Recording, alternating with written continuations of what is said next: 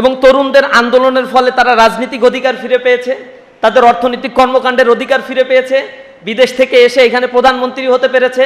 সরকারের কাছে আমরা অনুরোধ জানাই, যার নুন খাইলেন তার গুণও কিছুটা একটু গাইয়েন।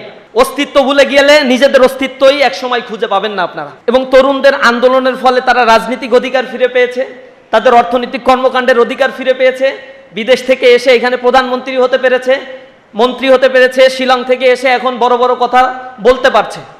তো সেই তরুণদের কথাগুলো বাজেটে কিভাবে ইমপ্লিমেন্টেশন করা যায় বা তরুণরা কি চায় এটা নিয়ে তারা এক সেকেন্ডের জন্য ভাবে না, এগুলো নিয়ে চিন্তাও করে না। তারা দেখতে পায় যে সিনেমা হলে যেতে সময় পায়, তারা বিভিন্ন জায়গায় আড্ডা দেওয়ার সময় পায়, কিন্তু তরুণরা আগামীর বাংলাদেশকে নিয়ে কি চিন্তা করছে, কি চিন্তা করে তাদের চাকরির অধিকার ফিরে পাওয়ার জন্য একটা রিভলিউশন পর্যন্ত তারা করে ফেললো, সেই চিন্তাটা তারা করে নাই, কারণ পুরাতন বন্দোবস্তের মধ্যে তারা আছে। সরকারের কাছে আমরা অনুরোধ জানাই, যার নুন খাইলেন তার গুণও কিছুটা একটু গাইয়েন।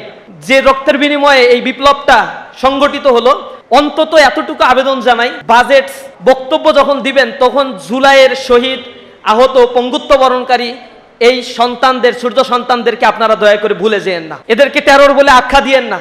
অস্তিত্ব ভুলে গেলে নিজেদের অস্তিত্বই একসময় খুঁজে পাবেন না আপনারা। তরুণদের কথা যেহেতু আপনারা শোনেন নাই, ইসলামী ছাত্র শিবিরের দায়িত্ববোধের জায়গা থেকে জুলাই বিপ্লবের বড় একজন স্টেক হিসেবে ইসলামী ছাত্র শিবিরের দায়িত্ব হচ্ছে তরুণদের কথাগুলো আপনাদের কর্ণকুহরে মিডিয়ার মাধ্যমে হোক আর স্মারকলিপি দিয়ে হোক, আমরা এই পেপারটি গোছালো অবস্থায় অর্থ মন্ত্রণালয়ের কাছে পাঠাবো, যে এইটা হচ্ছে আমরা ভাবছি, আমাদের ভাবনাগুলো তোমরা কনসিডারে নিয়ে আগামীর বাজেট প্রস্তাবনাগুলো রেডি করো, যা আগামীর দিনে ডেমোগ্রাফিক ডিভিডেন্ড যে সুবিধা বাংলাদেশের চলছে, যা ফ্যাসিস্ট আওয়ামী লীগ সরকার এটাকে পাশ কাটিয়ে এক ধরনের পাক্ষিক এবং আধিপত্যবাদী একটা বাজেটারি সিস্টেম, মানিটারি সিস্টেম অথবা ফিসকাল পলিসি, ফাইন্যান্সিয়াল পলিসিগুলো ডেভেলপ করেছিল, তার এগেইনস্টে গিয়ে তোমরা একটু সুন্দর একটি বাংলাদেশ গড়ার জন্য একটা রোডম্যাপ তৈরি করতে পারো।